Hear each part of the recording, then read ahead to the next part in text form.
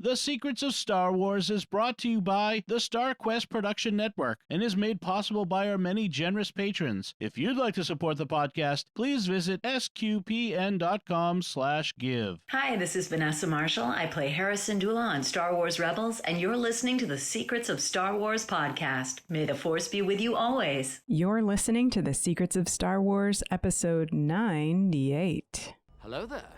It's a power that Jedi have that lets them control people and make things float. Impressive. Every word in that sentence was wrong. Help me, Obi-Wan Kenobi. You're my only hope. This station is now the ultimate power in the universe. I find your lack of faith disturbing. It's against my programming to impersonate a deity. That's not how the Force works. Force is with me, and I am with the Force, and I fear nothing. Remember, the Force will be with you, always. Hey everyone, I'm Angela Sealana, and you're listening to The Secrets of Star Wars, where we talk about everything connected to that galaxy far, far away, including the deeper themes and meanings. Quick plug once again for our Star Wars, Secrets of Star Wars hoodie, t-shirts, and more, with a design encapsulating our philosophy of finding hope in a galaxy far, far away. So get your swag at sqpn.com/merch. Today, we are excited to dive into the 5th episode of the Japanese anime series Star Wars Visions, entitled The Ninth Jedi. You see what I did there at the beginning? I did. That was joining me today is Mudhorn Andrew Hermiz. Hello again, Andrew. Hello. Yeah, this I guess Mudhorn is gonna stick. But I like it. I don't mind. Yeah, this should have been the 9th episode, I guess, right? Yeah. It's the 8th, it's the, what is it, the 5th episode? The 5th episode. Called The Ninth Jedi, and it's our 98th episode of Secrets of Star Wars. So if you're still with us, then good job. God bless you. All right. So Andrew, this is your first time on one of our Star Wars Visions review shows. And so I'm thinking that everyone wants to know your thoughts on the series' first 4 episodes before we get into this one. So I'm going to ask you quickly to do some rapid fire 10-second reviews or just random thoughts, however much you can fit into 10 seconds on each one of them. So I'm going to call out the name. I'm going to say ready, set, go, and I'm going to count you down with my fingers on our video call. Okay. So ready? I think so. If I'm ready or not, I have to do this, right? So. All right, here we go. So first one is The Duel. Ready, set, go. A great first episode because of its unique animation style and awesome story and getting you into this world of anime. I think it's a good introduction for those who are not familiar with anime.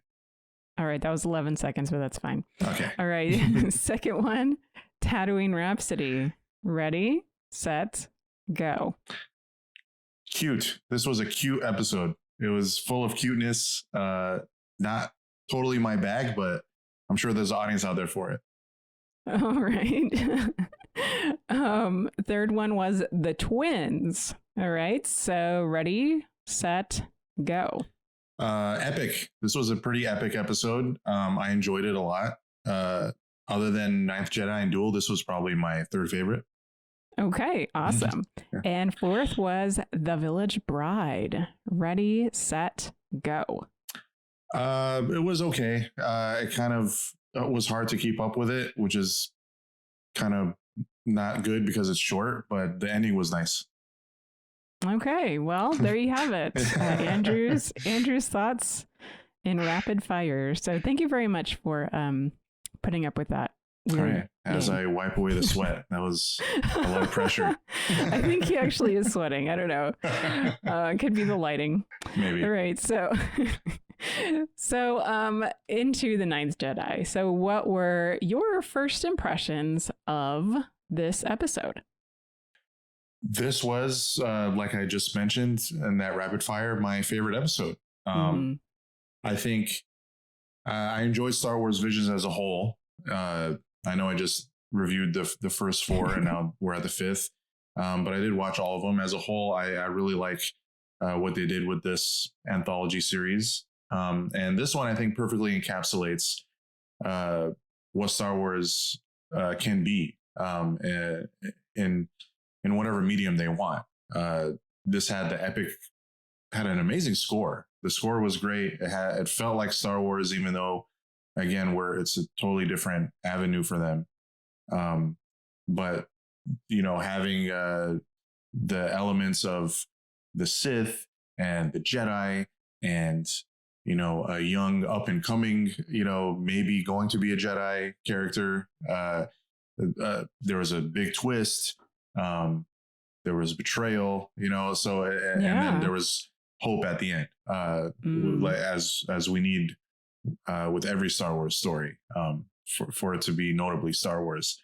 It was super enjoyable, and it was one of the few episodes where I wanted more. I want to see more of this world and see where they could possibly take it. And I think this would work really well in live action. I thought the story was very cinematic.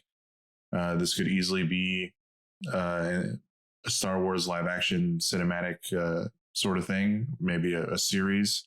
But yeah, I hope, I think it's a very popular episode. I'm not alone in saying that it's a favorite. And I think if they're gonna possibly look into expanding on any of these, I think this would be one of the episodes that they would do it for, because it definitely lays the groundwork for a much bigger story. So all in all, this was the one I enjoyed the most, and I hope we get to explore this world some more. Well, that's really interesting. I don't know if this is my favorite so far. I don't know if I can identify what my favorite one is, because they all have kind of unique personalities almost. But one thing that struck me about the Ninth Jedi is that I felt that the makers of this episode were not intimidated by this being a Star Wars project. Like, they really went for it in everything. Like, it was, you're saying, the huge music. I mean, we've gotten great scores, but I just felt like they really wanted to say, this is Star Wars and we're making Star Wars. The ships, the characters, the creatures, the droids, the peril. I mean, everything just felt so in line with Star Wars, in a way that, I mean, it's like it had the DNA, Yes. And I also, it was about lightsabers, just on the surface, but it was really they were okay, what are we going to do that's very Star Wars? And they did all those things I just talked about, but they also made it about lightsabers. And they picked that out as something that we love as fans about Star Wars. So I thought that was really cool. And I guess finally what I'll say is that this was about vocation. It was about following your calling, and that's very Star Wars as well. So we'll dip into that in the discussion, but starting off in the episode here, we get narration, which was kind of cool. Right? I mean, we didn't get a scroll, but we got a background of what we were getting into. So that was in itself very Star Wars as well. And music, like we've been talking about, and space and planets, stars. All the things. Yeah, there's a war. Yeah. There was a time of peace, and now there's a time of war. This, it's very much setting up a Star Wars story.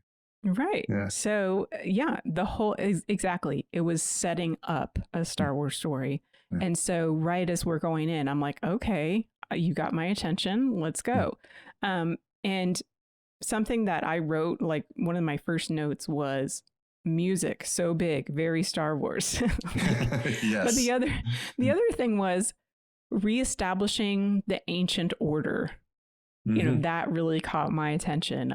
Like you were saying, Jedi versus Sith, and just overall this feeling of we're going into an unstable galaxy. It felt like there was, the balance of power seemed to be off, right? Yeah, and to your point, about this feeling like a Star Wars story, and more than most of the other episodes, and talking about how the creators weren't afraid to go there. I mean, most of the other episodes found like a corner of like Star Wars that they can go into that was like, right, undiscovered, or something fun. Like this one just went into the lore and is establishing a story within, again, we usually see Sith and Jedi sort of stuff in the bigger, broader Star Wars properties. So they definitely went for it, and I think they, again, I'll emphasize again, I think they really nailed it. Yeah, exactly. You put your finger right on that. It's the scope that really made the difference with this episode. So we start off, we get all that. It's awesome. And then we're in the aerial temple of the planet Sealana or Sealana, ruled by Margrave Duro. Now, Andrew, did you go and look up the word Margrave, or are you smarter than I am? I did not look it up, but at the same time, watching this episode, I didn't think much of it. I just was like, it's like, it's a weird Star Wars word. Yeah, that's honestly all it was. So yeah, don't give me too much credit. I kept seeing it and I'm like, it has to mean something. I'm just one of those people. So I went and I looked it up, and apparently is a medieval title for a military commander who was assigned to maintain the defense of one of the border provinces of the Holy Roman Empire, or of a kingdom. So very interesting. Yeah, so they're taking that, like, I knew it sounded old to me. Like, I was like, this sounds ancient. So kudos for them to them for doing that. Also, the name Juro. I just had to know. I like to know what names mean. So Juro is a Japanese name, and it actually means 10th son. Oh. Yeah, I thought that was interesting.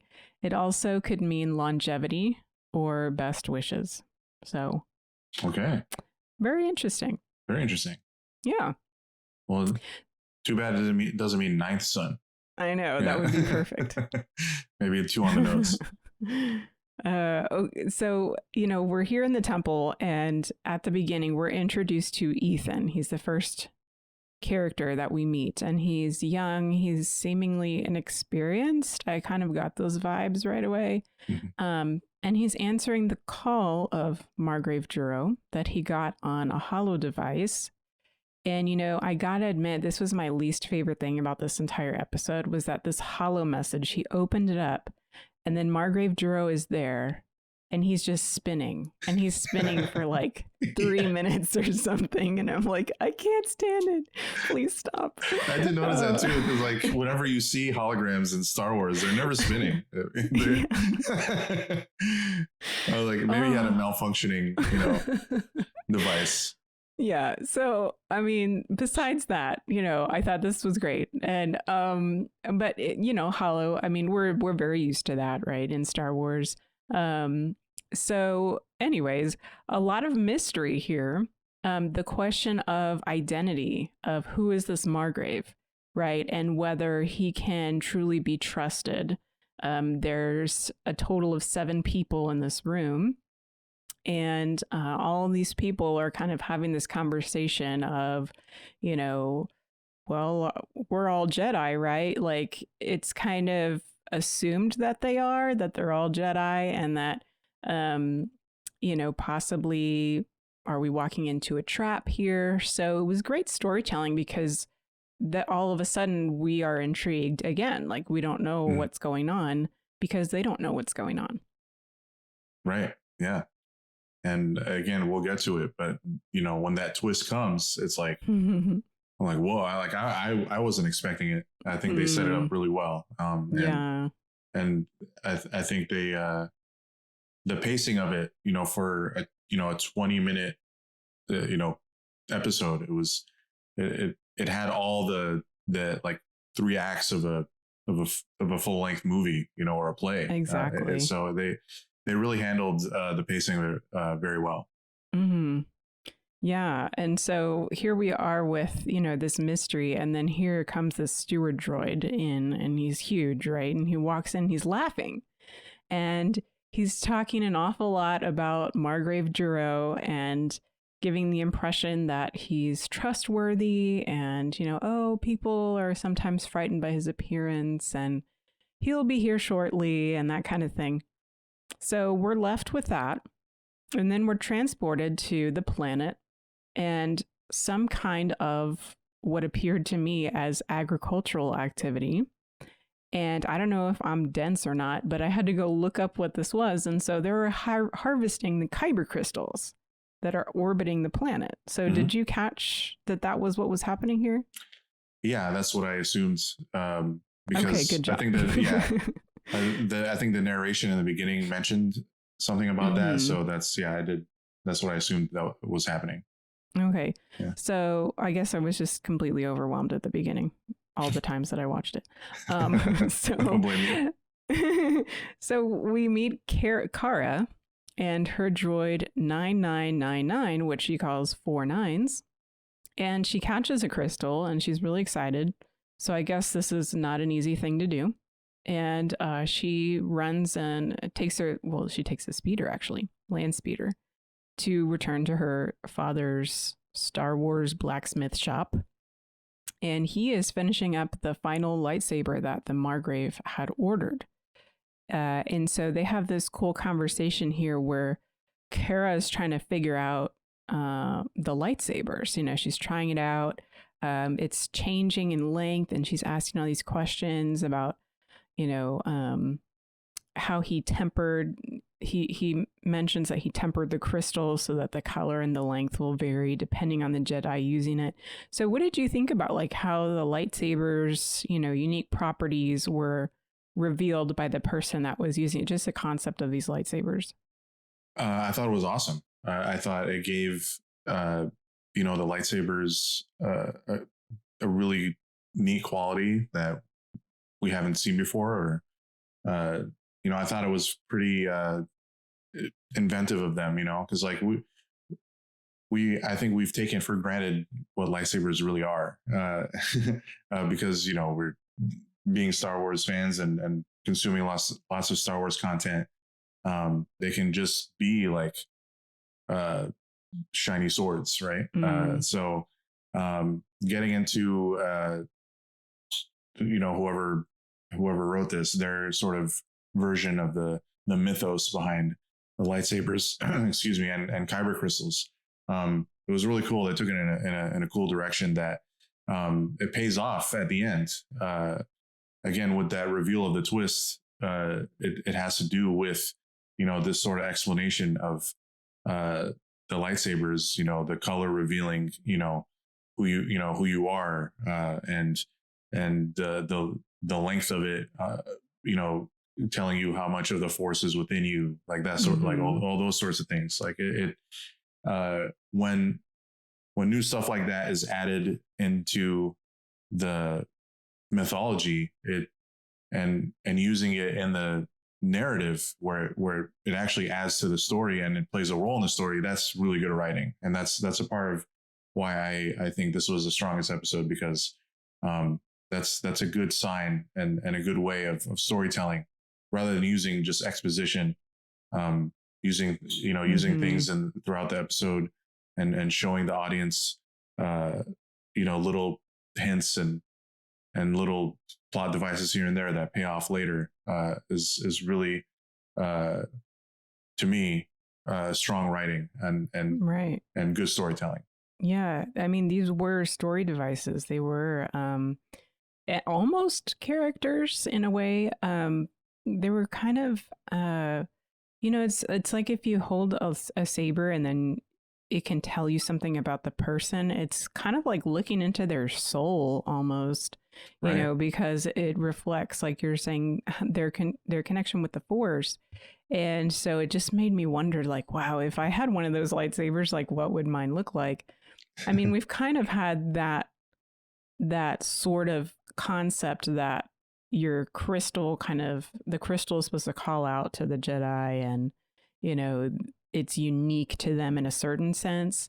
but this kind of took it to another level. And I wouldn't mind if, canon actually adopted this sort of concept, because I think that would make the movies and the shows and all the different, all the different properties just that much more interesting, just another layer of depth to them. Oh, I agree. Absolutely. Yeah. If this, again, it's so perfectly fits the Star Wars, the main canon that we're all familiar with, that I think it would not only be a good fit, but it would add so much to it. Yeah. Well, so Kara, she's disappointed that the saber that she's holding, it doesn't seem to have a real color or a permanent length to it as she's holding it. And so she thinks, that's because the Force, she's not strong enough with the Force. But her father tells her this really cool thing, which was, the Force exists in all living things, but only those who develop their connection to it will have the power to yield it.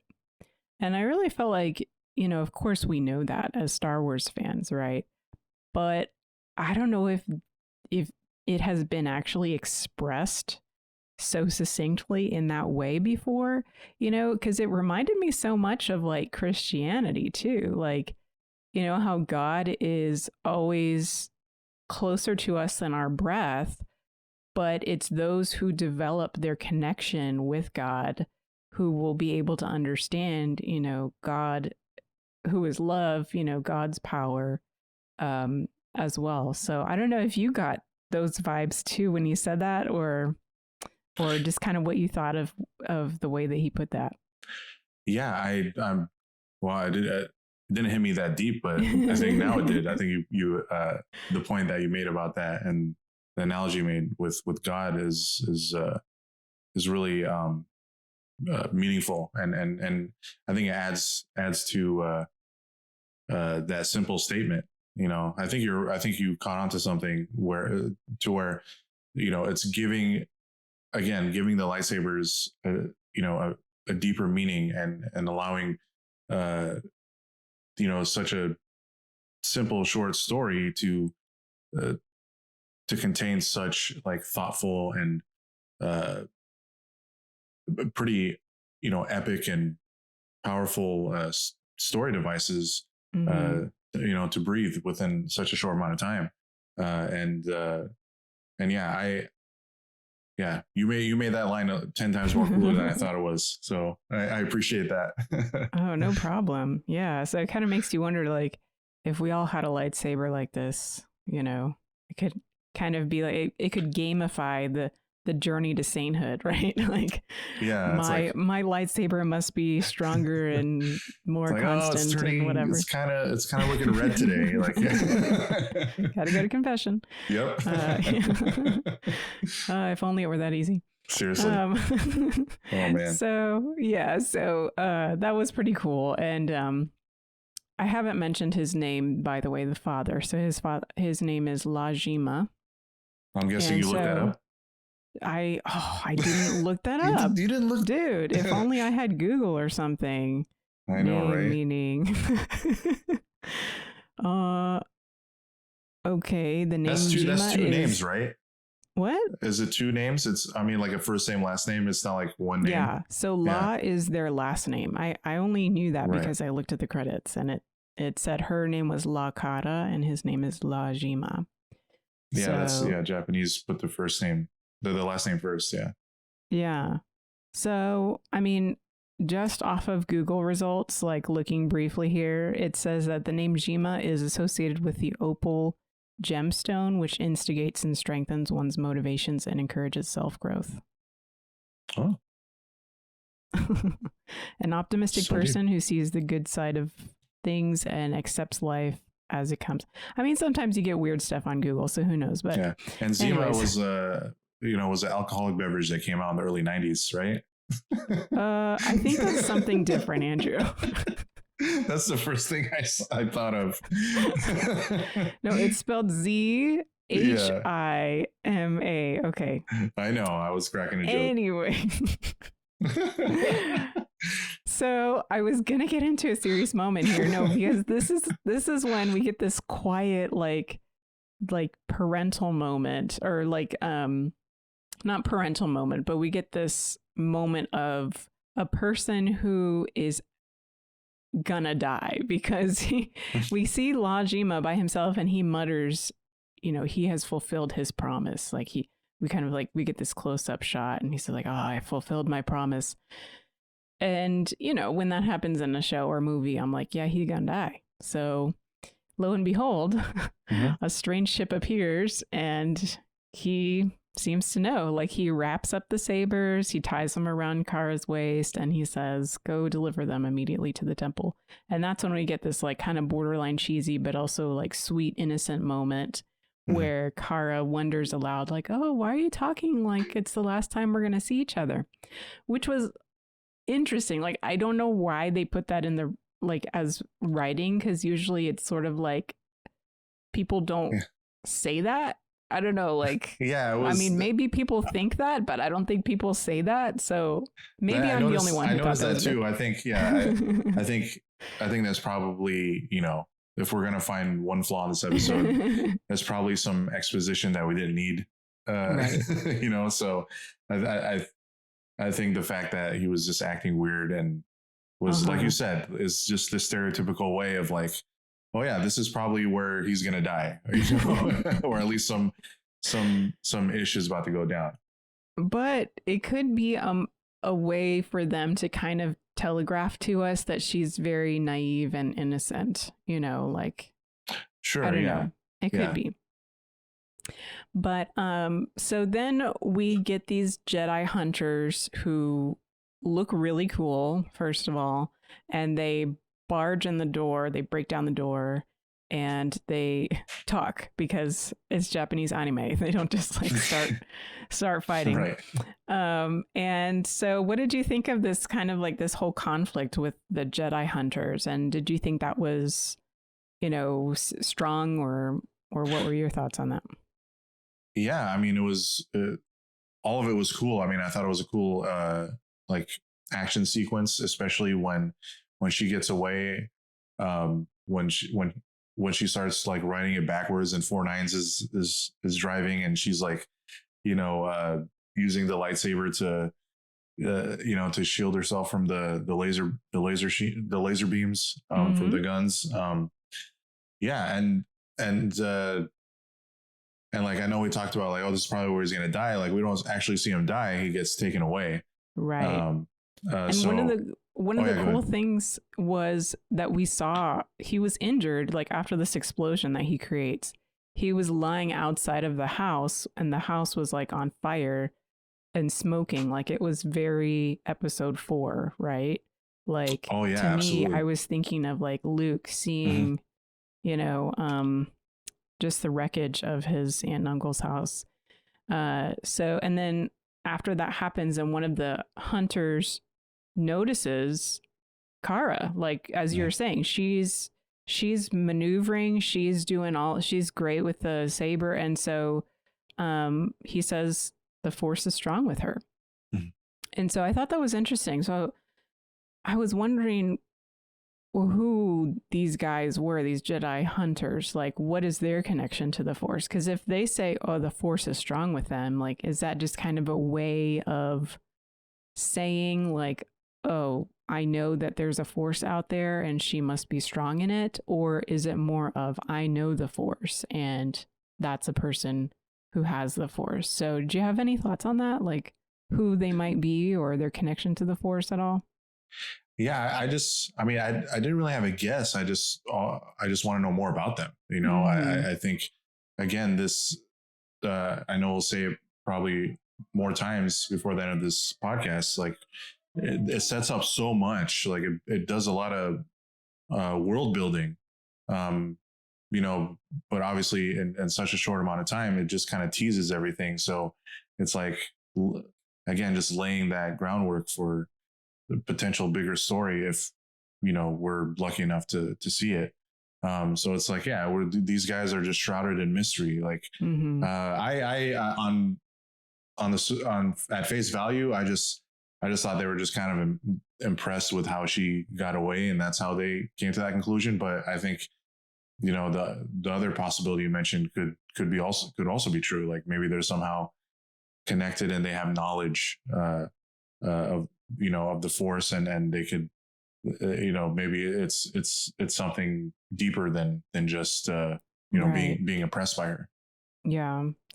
So we're clearly now like in Act 2, right? Because we've gotten into a heavy conflict situation, but it bounces us right back to the Ariel Temple in the middle of this fight, and we see that these 7 people are lacking in patience apparently, because they're asking like, how long do we need to wait here, like, for this Margrave guy to show up, and when are these lightsabers supposed to be here? And the sentinel droid, he has this box, and he reveals, you know, dun dun dun, it's a lightsaber, right?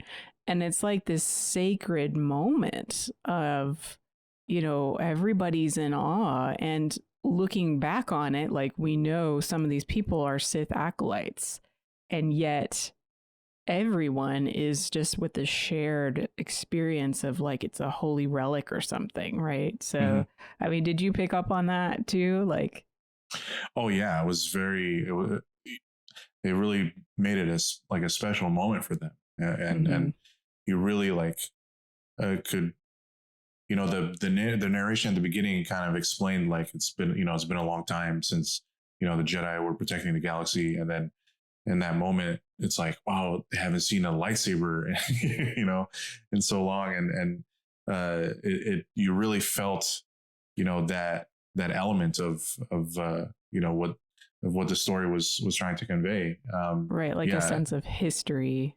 Absolutely. And it's such galaxy. and the lightsaber itself had such a unique, like, intricate design. So it even looked the part, right? So, and it came in that box.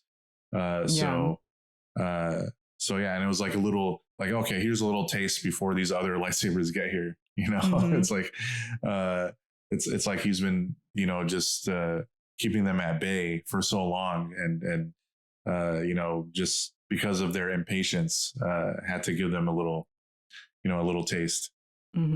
Yeah, exactly. And I like, again, Star Wars fans, we love lightsabers just in general. So it was kind of cool to sort of see ourselves like reflected in these people. Like if we were there, we'd probably be like, ooh, oh my gosh, I want to hold it, you know?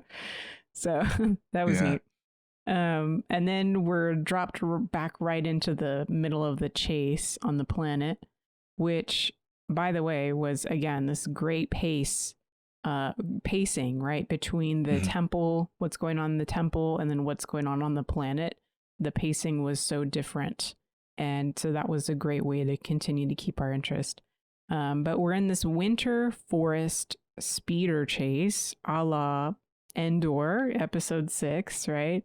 And so I really liked the animation here. The camera movement was interesting. They really mixed it up, and I was just, this was when I started to really see Cara for who she like really was, and her character. And she actually dismounts her speeder at one point over what looks like a frozen lake, and she just takes this brave stand as her pursuers like heading straight for her.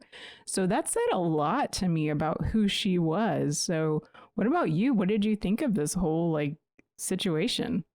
Totally. I mean, again, this sort of showed like how impressive she was, and how much of how strong in the Force she really is. And you know, her those, in that brief scene, you know, with her dad, like he kind of gives like little winks and nods to her being, you know, really powerful. But like this was a full on display. And yeah, again, like you mentioned, I think the animation and like going from the forest to that frozen lake, they really had a great setting to put all those, you know, all of her power on display. And I think that this is where, again, for getting into Act 2, this is like exactly how you want to, you know, get into it. It's like, you know, it's a really great full of really great action and tension and suspense. And it's showing who is building up this character who is the protagonist, and having their sort of first hero moment. So Right. I thought it was great. Yeah. And now that you're talking about just her father speaking to her, I almost wonder if at the beginning, when the lightsaber that she's holding is kind of like flickering and seems like it doesn't really know what to do, is like maybe that's a reflection of her not knowing how to channel her connection to the Force. So perhaps she is very naturally strong in the Force, but she hasn't learned how to really, focus that until she is put in a crisis situation, like a lot of us are, where we're naturally gifted, but then it's not until like the rubber hits the road and there's pressure on you that you just kind of have to learn, like right in the moment. So, yeah. No, totally. I think it's sort of like, it's until you're really faced with a moment where you have to act. Like, she's not just doing a little training session with her droid. Like, she's actually having to, take action. And I think for anyone, especially their first time, if you're really powerful, like, it doesn't take much for you to kind of sway towards the dark side or the light. And that's so because true. I think she could have easily, like, just seeing her father kidnapped and potentially dead, like, she could have easily turned Sith, and that thing could shine red.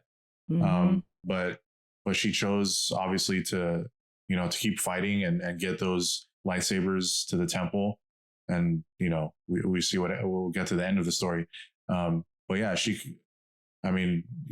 can only imagine. A lot of good people could have turned bad in that situation, and I think this was part of her, obviously, her development to where she ends up. Right. And like going back to the metaphor of like the spiritual life too, like that happens to all of us in our lives anyways. Like when we encounter those pressure points where it's a crisis and we have a choice to make, like, am I going to lean into God and am I going to tap into that connection with God, or am I going to lean into those feelings of fear and control and all those things, and that's our moment. So we have those moments in our life and we have to kind of make those decisions. And of course, we can always be turned, right? There's always hope. But I think that's cool, just kind of like how we sort of got to that just through this character moment. So really, really Star Wars. Very nice. So Cara, she ends up getting rid of her pursuer's speeder bike, and she comes to this spaceport.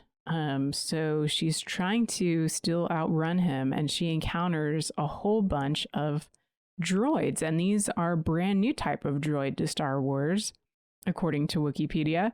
They're called Boatman Droids. I guess because they drive the boat or something. I think you nailed it. And so the one that she asked to, quickly take her to the temple, of course, he complains that he's on his break, which I thought, such a great character. Oh yeah, my gosh. the humor was just right. And was he Really actually enjoyed drinking it. tea that was probably like, fuel or something? Like, Yes. I was like, as I was watching, I'm like, oh, that's probably not tea. Like, that wouldn't make any sense. Yeah. So, I mean, of course, everybody loves the sassy droid, right? Like the droid that talks back. I don't know why we enjoy this character type so much, but we do, and we eat it up. And so this was fantastic. She ends up like even trying to push him, although he looks far too big for her to actually make any progress with that. But they do, I guess he's just bored or something. He's like, okay, I've got nobody else to fly out, so here we go. And so Cara and 4 Nines and the Boatman droid fly out to the temple. And, I really love this scene where we see the passengers during the flight. Like, it's so short, but you get a sense that, you know, they're feeling those G's. Like she looks like it's not easy to fly. And then she looks out and she sees a ship leaving the planet, and she says, "Father," like she realizes that he's on that ship. And so suddenly in my mind, like her situation is even more dire. And, you know, they're not just out to like kill him or something or injure him. They're out to like take him away somewhere else. And so she becomes much more vulnerable. And I feel she's also much more determined now that she sees what's happening to him. And so it's a very short little scene, but I felt that it was so effective in the storytelling and in the character development. Absolutely. Yeah, I totally agree. Yeah. So upon arrival, Kara immediately bows before the Jedi candidates, quote unquote, and she introduces herself as she unwraps these lightsabers, and she begs them to help rescue her father. And she asks for the Margrave. And this is the person that all of them have been wondering, you know, where is this guy? And through the conversation that unfolds, we learn that she's known him all of her life, and she finds him to be trustworthy.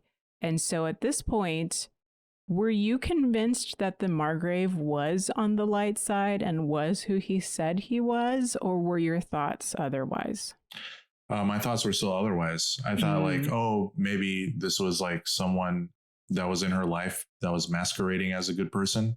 But, you know, she was just, again, too naive or innocent to know that he actually was not a good person. So, yeah, I was still like, I didn't take it as a hint to where the story was going to go. I still thought like this guy was a bad guy. Mm-hmm. Yeah, you know, I was on the edge. I think they did a good job of really making that an unknown for us and leaving us, you know, on the edge of our seat waiting to see what would happen. So, yeah, so we'll, at this point, then everyone has a lightsaber in the room, and it's the moment of truth, right? So they turn them on and we see the red. Yeah. And so what were you thinking as this revelation occurred? Like not only for us, but also for Ethan and Kara? In my head, a lot of expletives. I was like, oh man, that was like this is, first of all, like, again, shock. I was like, great twist. Yeah. Just really, I mean, it's hard to find like good twists in anything these days. So I think they really nailed it, and they achieved that goal. And surprising the audience. And yeah, I was like, oh my gosh, like this is now this already awesome episode and great story has gotten even more interesting. So yeah, I was ready to see, you know, obviously when you see a bunch of lightsabers being lit up, you know, there's about to be a fight. So I was like really amped up to see a fight that was going to go not the way I was expecting.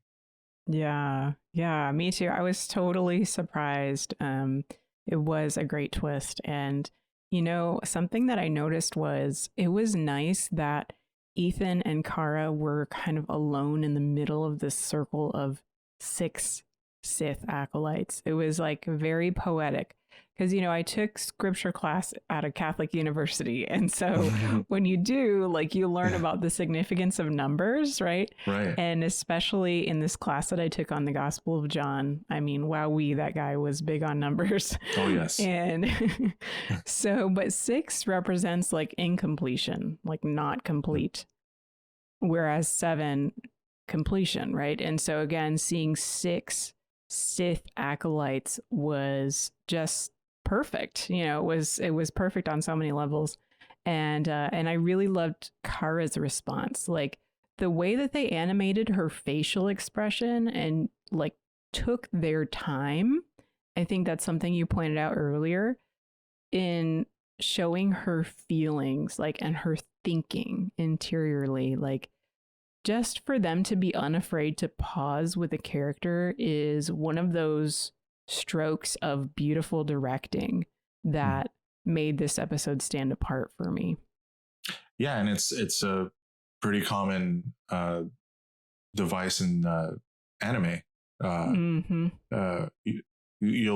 be like the most epic fight ever, and then like in the middle of like someone throwing a punch, they'll cut to like, you know, a 5-minute inner dialogue. Right? It's like everything's in slow motion. It's like, you know, everything is moving fast behind them, but you know, you just can hear their thoughts, right? It's I think it was a good way of using an anime storytelling device, and bring it into Star Wars and using it to move the story forward. So yeah, that was a neat moment. Yeah. Well, and so this is when the Sentinel droid opens up and we finally meet Margrave Juro, who was hiding inside, and he was trying to see who was trustworthy to him. So you said you didn't see this coming. I didn't see this coming. This was pretty cool. Yeah. Very cool. And like, even though we know now he's not a bad guy, he looked like he looked pretty bad. Like, yeah, in a cool way. Scary. Honestly. Yeah. Yeah. Yeah. So the fight scene was very cool. Some highlights for me were Juro receiving the lightsaber, like that was red, and then he grabs it and it turns from red to green. And also he's just a beast, like in how he's fighting. Yeah. And then Kara's fight style I found quite compelling as well. She's quick. I was amazed. I was amazed at this girl. And then also like the Boatman droid, he was kind of sitting in the ship, like finally taking his break and just kind of saying like, oh, nice moves. Like, like watching like a fight to the death, just like, you know, some kind of reality TV show or something. Yeah, that was funny. Yeah. So again, we got that humor that we love in Star Wars. And then also one of the acolytes dies in this like giant kyber crystal that's in the temple. That was awesome. This blue fire and smoke. As he's screaming in agony. Yes. Yeah. I was like, wow, what a way to go. I know. And Kara and Juro just staring at him, like just unfazed, you know, like it was great. Yeah, it was pretty amazing. I want to say it's one of the most memorable deaths in Star Wars so far for me. No, really, it was very effective and compelling. It was that was a great way to, you know, for a bad guy to, you know, to eat it. Yeah. So pretty much all of them eat it, you know, and then finally one of the last people to stop fighting is actually called out by Juro, and his name is Homan. And apparently, you know, he tells him like, oh, we all know that this is not you, like you're not a Sith. And Homan apologizes and he says that he became consumed by the other's darkness. I thought that was so interesting. I was like, again, like intrigued by this character. Like, who is this guy? Like, what is the deal with this man? Like, or this creature? So I don't know. What did you think about that? Well, I thought, you know, he struck me as someone who's like has finally had enough, like lost hope that the Jedi would return. And, you know, was this, you know, like we've seen many other characters, you know, throughout Star Wars, is like, you know, instead of fighting the good fight and, you know, being patient enough, I guess, to see it through, you know, sometimes the easier thing, and that's like that with, you know, with us in our lives. Sometimes it's easier to take, you know, the more tempting road, you know, and a lot of times that involves, you know, immorality, or making the wrong decision. So I think in that case, he was probably just tempted by these acolytes. And again, we don't know how or when or how, where his journey brought him here. But we do know just from those few, you know, pieces of dialogue that this guy went through some stuff, and and he has some sort of history with Juro because Juro knows who he is by name. I want a comic about it or something. Like, I want to read this. Absolutely. Yeah. No. And yeah, he's such a unique character. And again, we see his lightsaber is like purple, right? So it's like almost red, but not quite. It's like red and blue, so that was, again, a cool way to present that he's not, fully on the dark side, but he's not completely on the light. So yeah, I thought it was he was a very cool character, and I hope we see more of him as well. Absolutely. So finally, the Margrave addresses Kara, and he tells her, "You have been guided by the Force ever since you were born. Come and follow me." And I'm sitting on my couch thinking, wow, what a Jesus moment right there. Like, come and follow me. Right. Yeah. So, I mean, these are the things that I see. Like, hopefully it's a good thing. Like, I see Jesus a lot in just stuff. So that's always good. So, of course. Yeah. So you've been guided by the Force.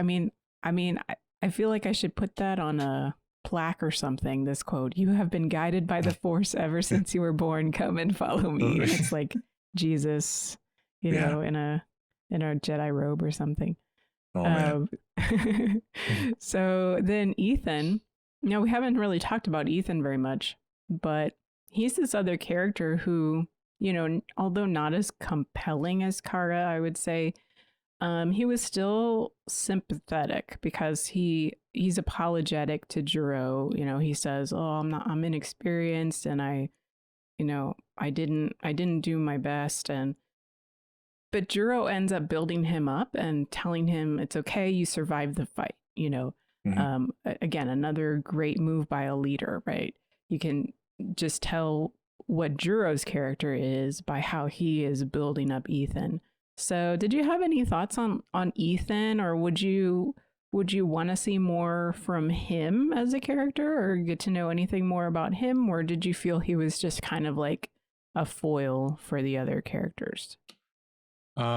Yeah, I thought he wasn't that interesting because, again, we just didn't spend that much time with him, but he did serve a purpose. Like he was the only one that lit up that first lightsaber, and obviously it lit up blue. So it was before the twist. So he served at least, in that moment as a plot device, to sort of keep us at bay before the twist. I think obviously the more of the major characters in this are the ones that we care about more and we're invested in. Ethan is this, like a cute side character. Like I could see him, if they do explore this world some more, I could see him, just tagging along for their adventures and just being someone that they could trust. And, along with Kara, he'll build his, his skill set, and you can tell he's a good natured kid and probably someone that, they would be able to rely on. So, yeah, again, not the most compelling character, but if you give me any more of this world, I'll take it. Yeah, well, I sure hope we get something more from this crew because, we're at the end. A ship appears in the blink of an eye and they fly away, presumably to track down and save Kara's father. And then we get this final great lightsaber homage where the camera turns upside down. That was so and cool. We see that the entire Ariel Temple itself is a friggin' lightsaber. So creative. I love it. No, that was great. Yeah.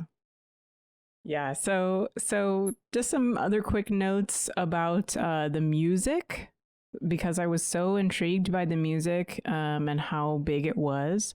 I found out that it was created by, well, in the credits it told us, Nobuko Toda and Kazuma Chinuchi. And both of those folks are Berklee College of Music graduates. Nice. And they are also mainly video game composers, at least, this point in their careers, and have mostly worked on most famously worked on the Halo series of games. And nice. The Halo music is amazing. Even if you're not if you've never played the games, the Halo music is legendary. Yes, absolutely. So they are definitely, I'm sure we'll hear more from them as far as, just soundtrack music and scores in general. So looking forward to that. And then a couple notes on voice actors as well. So La Cara was played by Kimiko Glenn, and she was recently in Into the Spider-Verse. She played Penny Parker. So pretty cool. La Jima, the father, was played by Shimu Liu, Shang-Chi himself. Yeah. Awesome. That was really cool. I didn't know that until when I looked it up when I was researching for this episode. I'm like, oh wow, that's awesome. And I watched it both with I watched it in Japanese and I watched it with the American dub. So you can tell with this voice cast, it's actually a dub that's not bad and it's actually really good and worth listening to. So because for most anime, I usually tend to not listen to the dubs because a lot of times the voice acting is just not up to par. But for these, I think, and for all the Star Wars Visions episodes, the dubs were really well done. Oh, absolutely. Yeah, they've brought on a lot of people who have been doing Star Wars projects just in general. Because the last person that I wanted to mention, Juro, the voice of Juro, was Andrew Kishino, and he's done a lot of Star Wars. He's been in the past episodes of Visions, but most Star Wars Clone Wars fans would be familiar with him for playing Saw Gerrera in the Clone Wars. So another great talent there as well. So any final thoughts? I'll just reiterate. I hope we get to see more of this world, and whether it's in an anime series or live. I actually hope it'd be live action because I think it's perfect for live action. I don't know if the ratings are. I don't know how Disney would quantify the ratings of Star Wars Visions and how they would apply it, but I'll take it anyway. But I think if they were willing to go live action, I think it would work perfectly. And it would be neat to see, what, and to bring on the same the same writers and creators, even if I don't know if they wanted to do a foreign language Star Wars film, that's made by Japanese creators in Japanese, maybe do a low budget sort of gritty Star Wars sort of, show or film. I think it'd be really cool. Again, they could take any number of ways, but I really hope that we get to see more and whether at the very least, I think they should do a second, Star Wars Visions, another anthology, season of anthology episodes.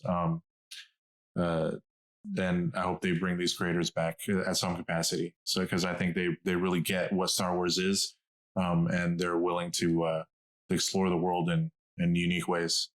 Yeah. No, I'll take this particular episode. I'll take it in any type of media, comic, book. I mean, I'm really intrigued by this story and these characters. I really connected in a way that I didn't necessarily connect with some of the other characters in the previous episodes. So that in itself is a testimony to it. So what about you guys out there? Please email us your thoughts about the Ninth Jedi or anything Star Wars at all. You can email us at starwars@sqpn.com or find StarQuest on Facebook at facebook.com/StarQuestMedia. And just leave a comment there. Or if you want to tweet us, we're there too. You can tweet us at SQPN. And be sure to share the podcast on social media as well. And while you're in a sharing mood, please tell your friends that they can subscribe to Secrets of Star Wars in Apple Podcasts, Google Podcasts, Stitcher, TuneIn, Spotify, iHeartRadio, or the SQPN YouTube channel. And you can go to sqpn.com/Star Wars to find our previous episodes. And one more thing, if you're feeling extra generous, please, if you haven't already, review the podcast. That lets us know how we're doing and also helps Secrets of Star Wars get seen by more people who would be interested in listening. Next week, we will be back and we will be taking a deeper look into the 6th episode of the anime series Star Wars Visions. We're looking at TOB1. Until next time, Andrew Hermiz, thank you for joining me in sharing the secrets of Star Wars. Mudhorn out. And once again, I'm Angela Sealana. Thank you for listening to the Secrets of Star Wars on StarQuest.